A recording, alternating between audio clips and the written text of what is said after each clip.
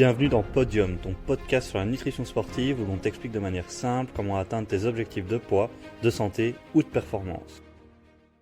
Dans ce nouvel épisode de podcast, je vais t'expliquer comment te créer ton propre plan alimentaire pour prendre du muscle. Mais avant ça, j'aimerais d'abord remercier toutes celles et ceux qui ont déjà mis 5 étoiles sur ce podcast, ça me fait super plaisir et ça me donne envie d'encore continuer. Et je t'invite toi aussi à faire également, tu verras, rejoins l'équipe qui a déjà mis 5 sur 5 sur ce podcast. C'est une équipe qui est très très cool. Tu verras, elle ne fait pas peur, elle ne mord pas. Donc n'hésite pas à mettre 5 étoiles sur ce podcast s'il te plaît. Maintenant, c'est quoi les différentes étapes pour te créer ton plan alimentaire pour prendre du muscle? Il y en a exactement 7. Donc je vais toutes te les détailler une par une. La première étape, c'est de définir des objectifs et tes motivations. Car souvent, ce qui arrive lorsque je vois quelqu'un qui veut prendre du muscle, ça veut tout et rien dire. Car des fois, ça veut dire être plus tracé. Donc ça veut dire, pour être plus tracé, il faut perdre de la masse grasse pour que ses muscles actuels soient plus visibles. Ou alors, il faut prendre plus de volume et donc la masse grasse n'a pas d'impact là-dessus, c'est plus de la prise de masse musculaire, donc c'est le fait de développer la masse musculaire qui va faire en sorte qu'on soit plus musclé. Donc déjà, là, c'est deux objectifs complètement différents et tu dois pouvoir identifier si toi, tu vas être plus musclé, tu vas paraître plus musclé si tu perds de la masse grasse et que donc tu fais en sorte que tes muscles actuels soient plus visibles, ou si tu dois prendre du muscle et prendre plus de volume pour que tes muscles soient plus visibles. Et dans les deux cas, l'alimentation va changer. Je te conseille aussi de prendre pas uniquement le poids, mais de prendre aussi ta masse grasse si tu as l'occasion, de prendre ton tour de taille, ta carrure, ton tour de biceps, ton tour de cuisse, d'avoir le plus d'indicateurs possible pour rester motivé sur le long terme. Ensuite, deuxième étape que je réalise moi personnellement dans mon cabinet, c'est d'évaluer l'activité physique. L'activité physique, ça va passer par le nombre de pas, ça va passer par les heures de sport, le nombre d'heures debout, le nombre d'heures où on marche, ça va passer vraiment par tout ça. Et lorsque tu as évalué l'activité physique, tu peux mieux connaître tes besoins. Car en fait, si tu pars uniquement de tes apports, donc si tu pars uniquement de ce que tu manges actuellement, en fait, on se rend compte lorsqu'on fait des enquêtes alimentaires, ça s'appelle. Donc lorsqu'on regarde ce que la personne mange sur une journée type, qu'il y a une marge d'erreur qui est très très grande. Donc c'est pour ça que moi je trouve ça plus intelligent de partir des dépenses, donc de l'activité physique et de connaître ses besoins vis-à-vis de ses dépenses, plutôt que de partir de ses apports où là il y a une très grosse marge d'erreur. Car même si les gens sont très assidus, par exemple s'ils ont une application type MyFitnessPal et qui rentrent tous leurs apports dedans, toutes les calories qu'ils mangent, etc. Déjà, il y a des marges d'erreur dues à ce qu'on encode et encore des marges d'erreur dues à la plateforme qui a peut-être pas les meilleurs aliments qui correspondent exactement à ce qu'on a mangé. Donc en fait, même si on utilise une application, il y a une grande marge d'erreur et il y en a encore plus une grande marge d'erreur lorsqu'on fait une enquête alimentaire soi-même à la main et qu'on note ce qu'on a mangé. Mais c'est quelque chose que je recommande tout de même de faire, je t'expliquerai pourquoi. Donc là, la première étape, tu as défini tes objectifs, tu as évalué ton activité physique. Troisième chose, tu évalues ton sommeil. Moi, j'utilise des trackings, j'utilise des testings différents dans mon cabinet pour pouvoir évaluer le sommeil, car le sommeil, c'est la base de tout. Si tu dors mal, tu vas être plus fatigué, et plus fatigué, ça veut dire que tu auras moins envie de bouger, et si tu as moins envie de bouger, peut-être que tu n'iras pas à ton sport et que tu ne prendras pas de muscle, ou si tu veux sécher, tu bougeras moins de la journée, et donc perdre de la masse grasse, c'est plus difficile. Et aussi, quand on est plus fatigué, ça perturbe la sensation de faim. On ne sait plus trop si on doit manger parce qu'on a faim et donc besoin d'énergie, ou si on mange parce qu'on est juste fatigué et qu'on a l'impression qu'on a besoin d'énergie. Et ça, la nuance, elle est très très différente. Car dans un cas, si on mange alors qu'on n'en a pas besoin, on peut provoquer une prise de masse grasse qui est pas nécessaire pour nos objectifs.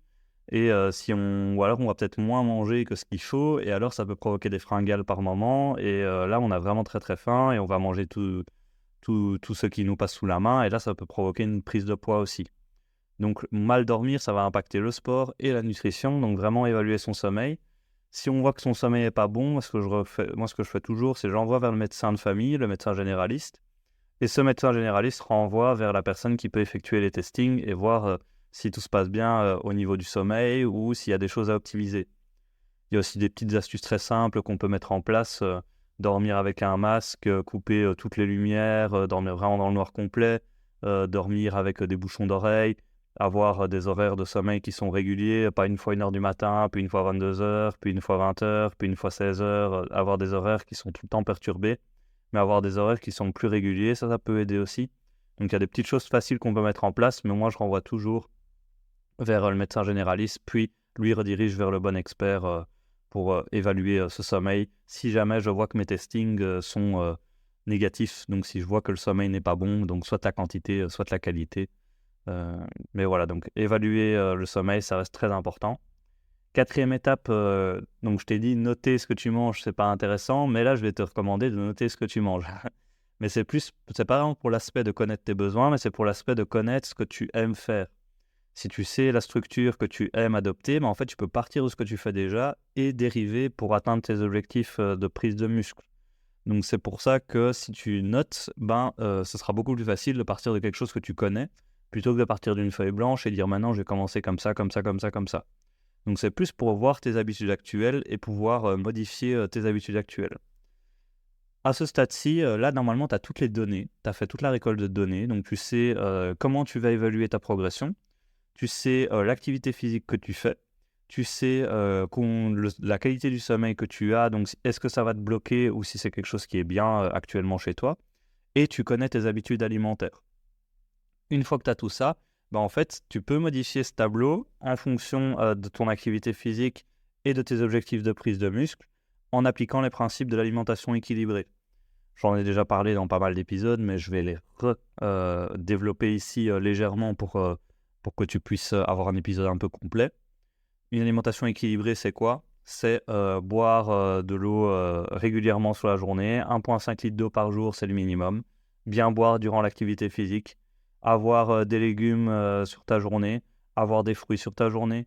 Avoir des féculents bruns de préférence, car plus riches en minéraux, meilleur impact sur le cholestérol, le taux de sucre dans le sang, sur l'immunité, la digestion, la satiété. Donc, si on a une meilleure sensation de satiété, on est sûr de ne pas manger plus que ses besoins. Donc, très important aussi. Avoir des sources de protéines variées. Arrêter avec le poulet, brocoli, riz qu'on voit qu'on voit tout le temps. Varier les sources de protéines le plus possible, c'est super important. Avoir des sources de protéines, il y a la viande, il y a les volailles, il y a les poissons, il y a l'œuf, il y a toutes les légumineuses, antipois chiches, haricots. Il y a toutes les alternatives végétales, tofu, corn, seitan. Il y a tous les produits laitiers avec les fromages, les yaourts, les laits. Vraiment varier un maximum ces sources de protéines. Varier aussi les matières grasses, privilégier plutôt les matières grasses insaturées, comme l'huile d'olive pour cuire ou l'huile de colza pour assaisonner. Et après, continuer à se faire plaisir dans son alimentation en prenant des aliments qui nous font plaisir, même s'ils ne sont pas recommandés parce que nutritionnellement parlant, ils ne sont pas très intéressants, mais ça nous permet de tenir sur le long terme. Donc toi, tu appliques tous ces principes d'alimentation équilibrée, tu personnalises en fonction de ton activité physique. J'ai déjà d'autres épisodes que je vais tourner bientôt sur comment adapter sa nutrition en fonction de son sport, mais donc adapter sa nutrition en fonction de son activité physique. Et déjà là, tu es très très bien parti. Ensuite, un conseil que moi je donne qui marche très très bien pour prendre du muscle, c'est surtout lorsqu'on doit prendre du volume. Lorsqu'on veut sécher, perdre de la masse grasse, là c'est un conseil qui est beaucoup moins intéressant, mais lorsqu'on veut prendre du volume, avoir développé sa masse musculaire, ça fonctionne très bien. Ça fait prendre un peu de poids, donc ça faut pas t'étonner non plus, parce que c'est normal, tu prends du muscle, donc c'est normal que tu prennes un peu de poids. Tu prendras aussi un petit peu de masse un petit peu de masse grasse, parce que lorsqu'on fait une prise de muscle, il y a toujours un petit peu de masse grasse qui vient avec. Le but, c'est de limiter le plus possible, bien sûr, mais il y en a toujours un petit peu. Mais donc, ce conseil, c'est de booster tes repas. Qu'est-ce que ça veut dire booster tes repas ? C'est rajouter des calories sans augmenter le volume du repas. Un exemple, c'est rajouter du fromage râpé sur les pâtes. Là, on a rajouté des calories, et pourtant, ça prend très peu de place dans l'assiette. Rajouter de la poudre d'amande dans son porridge, rajouter une cuillère à soupe de miel, rajouter un peu de sucre, rajouter un œuf dans son riz. Tout ça, c'est des aliments qui vont rajouter des calories sans augmenter le volume du repas. Et donc ça permet de manger plus de calories, donc de prendre du volume et prendre du poids plus facilement que si on devait ingérer des quantités qui sont beaucoup plus grandes. Donc ça, c'est un conseil qui fonctionne très très bien. Maintenant aussi, pour revenir aux objectifs, moi ce que je te conseille, c'est pas de te fixer, c'est de te fixer plutôt des objectifs qui sont simples et concrets. Par exemple, ça pourrait être, j'ai parlé de la poudre d'amande, ça pourrait être ton objectif, rajouter de la poudre d'amande systématiquement dans ton yaourt. Ça pourrait être quelque chose. Ça pourrait être rajouter des œufs dans tes pastes, ça pourrait être boire un smoothie hyperprotéiné par jour, ça pourrait être soulever plus lourd à chaque fois que je vais faire du squat. Ça pourrait être plein d'objectifs comme ça qui te permettront de prendre de la masse musculaire plus facilement et que c'est des objectifs qui sont très concrets. Donc plus tes objectifs sont concrets, plus tu auras facile à atteindre ces objectifs. Par exemple, un objectif qui n'est pas concret, c'est je veux être plus musclé. Être plus musclé, ça veut tout et rien dire, comme on a dit. Être plus musclé, faut décomposer cet objectif. Ça, on pourrait dire, par exemple, je veux être plus musclé. Être plus musclé, pour moi, ça veut dire qu'on voit plus mes muscles. Si je veux qu'on voit plus mes muscles, c'est perdre de la masse grasse. Si je veux perdre de la masse grasse, c'est respecter les principes d'alimentation équilibrée. Respecter les principes d'alimentation équilibrée, c'est manger plus de légumes. Manger plus de légumes, c'est rajouter des légumes à midi. Et là, j'ai mon objectif concret. Tu vois, et tu dois décomposer cet objectif le plus possible. Et ça te permettra donc d'avoir des objectifs concrets qui te permettront de prendre du muscle. Ça, c'est pour la théorie. Maintenant, je voulais parler un petit peu pratique. Car j'ai aussi accompagné des personnes qui voulaient prendre de la masse musculaire. Et donc, je trouvais ça intéressant de te parler d'un cas pratique que moi j'ai eu. Je voulais te parler du cas de Kevin. Kevin, je vais reprendre les étapes que je t'ai énumérées, les 7 étapes pour t'expliquer ce cas. Donc Kevin, lui, ses objectifs, c'était de prendre du muscle. Donc prendre du muscle, mais lui, c'était plus prendre du volume. Il n'avait pas besoin spécialement de sécher, il était déjà assez sec, dû par le fait qu'il soit coach sportif. Donc déjà assez sec, il savait comment s'entraîner. Mais par contre, prendre du volume, il avait compliqué. Donc vu qu'il s'entraînait bien, en fait, c'était principalement l'alimentation qui allait bloquer. Dans un épisode, j'avais dit, quand tu as un objectif de poids, tu as tes 3 piliers, tu as sommeil, nutrition, sport. Si ton sport est très bien et le sommeil était très bien chez lui, bah ça veut dire qu'il n'y a plus que la nutrition à optimiser pour prendre du muscle. Et donc lui, ça allait d'office avoir un gros impact. Ça, c'est quelque chose que je remarque assez fréquemment. Si les deux autres sont déjà optimisés, bah alors dès qu'on met la nutrition, paf, on a des résultats qui sont extraordinaires. Donc chez lui, on était sur un objectif de prise de volume. Donc ça veut dire qu'il allait devoir manger plus de calories que ce dont il a besoin pour prendre du poids. Son activité physique, il s'entraînait 5 fois par semaine, il est coach sportif, donc il est majoritairement debout, donc une activité physique qui est très grande. Donc ça veut dire que lui, il doit vraiment beaucoup manger pour prendre du volume. Ensuite, j'avais pris un peu ce qu'il mangeait sur une journée type, et là, on était sur une alimentation, je ne vais pas toute la détailler, mais qui était assez protéinée, et souvent les sources de protéines étaient assez grasses. Mais après, il mangeait assez varié, et il avait 2 shakers par jour ou une barre protéinée. Voilà, ça c'était 3 repas, 2 collations protéinées, et encore, et dans ces 3 repas, il avait souvent pas mal de protéines et pas mal de matières grasses à l'intérieur aussi. Donc ça, c'était pour détailler un petit peu son alimentation. Donc là, j'ai fait déjà 4 étapes sur les 7. Définir ses objectifs, prendre du volume, activité physique, sportif 5 fois par semaine et coach sportif, donc être tout le temps debout. Sommeil est bon, noter ce qu'il mange sur une journée type. Voilà, ça c'est fait. Après, les objectifs alimentaires que je lui ai donnés, ça je peux t'en donner quelques-uns, mais des objectifs très concrets que je lui ai donnés, c'est par exemple rajouter des féculents dans ses repas, diminuer les sodas, ajouter des légumes à midi, booster ses repas, avoir une collation protéinée avant d'aller dormir, faire des collations qui sont un petit peu plus consistantes. Ça, c'est des objectifs que je lui avais donnés. Aussi, mieux boire sur la journée. Voilà, donc ça, c'est plein de types d'objectifs que je lui ai donnés qui sont assez concrets et que j'ai pu définir car j'avais toutes les infos. Je savais c'était quoi ses besoins dû à son activité physique. Je savais ce qu'il aimait faire car je lui avais fait noter ce qu'il mange. Je savais que sa sensation de faim allait être bonne car je lui ai donné des conseils pour avoir des bonnes sensations alimentaires et en plus il avait un bon sommeil et donc là fatalement il a eu des super résultats et par exemple ici il était à 80,2 kg le 26 janvier et il avait 82 cm de tour de taille et 16,2% de masse grasse Et après, il était revenu le 5 mars, donc il avait pris 3,8 kg, il est arrivé à 84 kg. Son tour de taille a diminué, il était à 82, il est passé à 80,5. Et sa masse grasse est passée de 16,2 à 16,5. Donc il a vraiment, en termes de masse grasse, ça veut dire que sur ces 3,8 kg qu'il a pris, il a pris uniquement 700 grammes de masse grasse environ. Et son tour de biceps, ça va augmenter de 1 cm non contracté et de 2 cm contracté. Donc, et la carrure avait augmenté de 3 cm aussi.